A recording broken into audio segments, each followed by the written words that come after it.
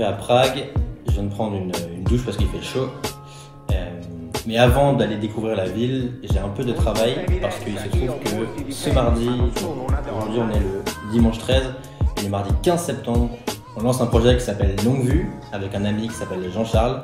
Et en fait on démarre le projet avec une campagne de crowdfunding sur Ulule. Et donc là j'ai encore un peu de taf pour que tout soit prêt pour mardi et qu'on puisse ouvrir les inscriptions. Et après on va découvrir un peu la ville, essayer de faire des courses. On est dimanche, donc pas sûr que ce soit ouvert. Et puis voilà, voir un peu cette belle ville de Prague.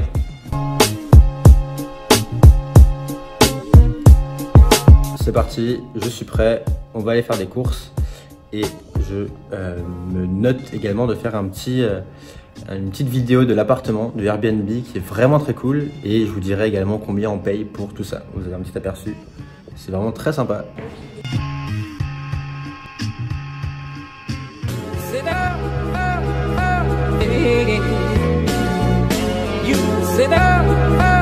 Il mio sogno, diventare giornalista.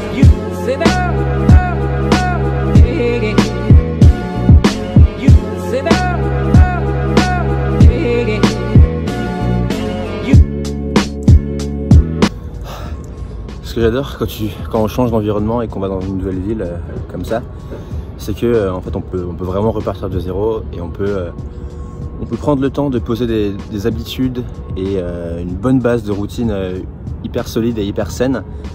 Se lever tôt, manger sain, faire du sport. Là il est 7h30, je suis sur les hauteurs de Prague et je fais un petit footing. C'est hyper plaisant, il fait encore super beau, il y a le soleil qui se lève et c'est vraiment magnifique. Donc voilà, et toute la semaine je vais essayer de me lever tôt toutes les semaines qui viennent je vais essayer de me lever tôt pour faire du sport le matin. Et puis surtout manger bien, me lever tôt pour être productif et pouvoir bien taffer après.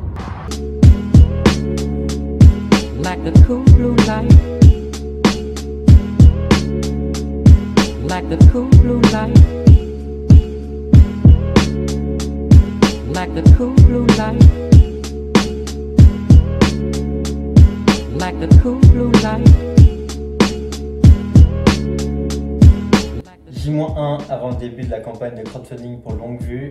Je suis en train de faire les derniers petits réglages pour être sûr que tout sera prêt demain à 9h, le 15, pour l'ouverture des inscriptions.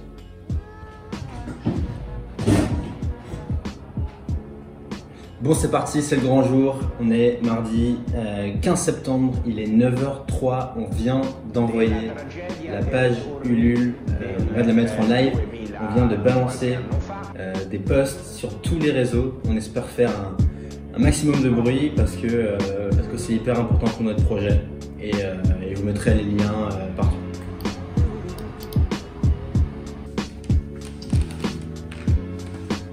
La difficulté quand on veut travailler en voyageant, c'est qu'on peut facilement se faire happer par plein de distractions extérieures, l'envie d'aller voir la ville, l'envie d'aller se balader, d'aller découvrir le pays dans lequel on est. Sauf que, et là c'est notre cas en ce moment à Prague, on n'est pas là en vacances, on ne prend pas des journées off juste pour se balader. La semaine, on a des activités et donc il faut qu'on soit productif, il faut qu'on avance et on ne peut pas se permettre d'avoir des jours où en fait on n'avance pas trop. Donc il faut être hyper vigilant à ça, il faut toujours garder à l'esprit que oui c'est un cadre qui est hyper sympa, qui est trop cool, mais surtout il faut garder en tête que on est d'abord là pour bosser, en tout cas on doit bosser pour que les projets avancent, pour que les missions se fassent, et donc il faut être vigilant à ça. Et c'est pour ça que depuis qu'on est à Prague, et de manière générale quand on voyage, on est hyper vigilant à garder une routine de travail et une habitude qui soit hyper solide, et une routine surtout qui n'est pas très glamour et qui ne change pas vraiment d'une routine qu'on peut avoir en France ou chez nous. Donc concrètement, on essaye de se lever le matin vers 7h, 7h30.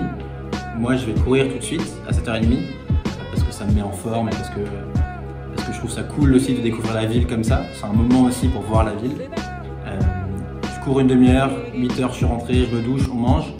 Et le but, c'est que à 8h30, 9h max, on soit derrière les ordinateurs et à bosser.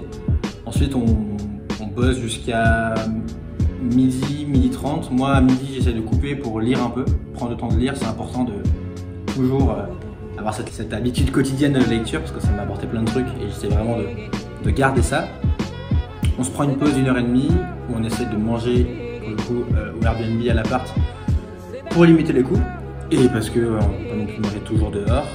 Ensuite, on se remet au travail vers 14h et après, grosse après-midi, grosse session jusqu'à 18, parfois 19h en fonction des projets, de l'urgence de certaines choses. Donc là en plus, on est le mardi 15 et donc là c'est le jour de tournage, c'est le jour du lancement de notre campagne sur Ulule pour Longue Vue. Donc beaucoup de travail, c'était une matinée très intense, mais c'est trop cool et c'est ce qui me permet aussi de voyager, donc je suis trop content de dédier du temps à ça.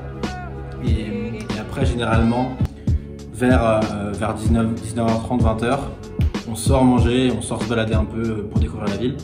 Mais c'est pas des journées qui sont hyper glamour, c'est pas des journées qui sont hyper sexy, parce qu'en soi on est juste enfermé entre 4 murs à travailler. Mais c'est ce qu'il faut.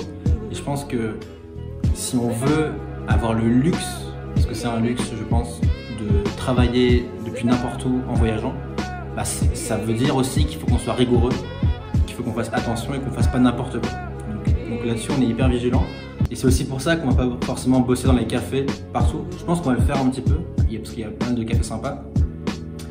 Mais dès qu'on change d'environnement, en fait, il y a un risque. Il y a un risque que la wifi soit pas très bonne, que les chaises soient pas bonnes, que ce soit bruyant, que les tables soient pas confortables. Et alors qu'en fait, si on veut vraiment bosser, être productif et avancer, il faut qu'on ait des bonnes conditions de travail. Et là, on a de la chance, au Airbnb on les a. On a une grande table et un bureau dans la chambre pour pouvoir travailler chacun de notre côté et être séparés. Mais c'est hyper important.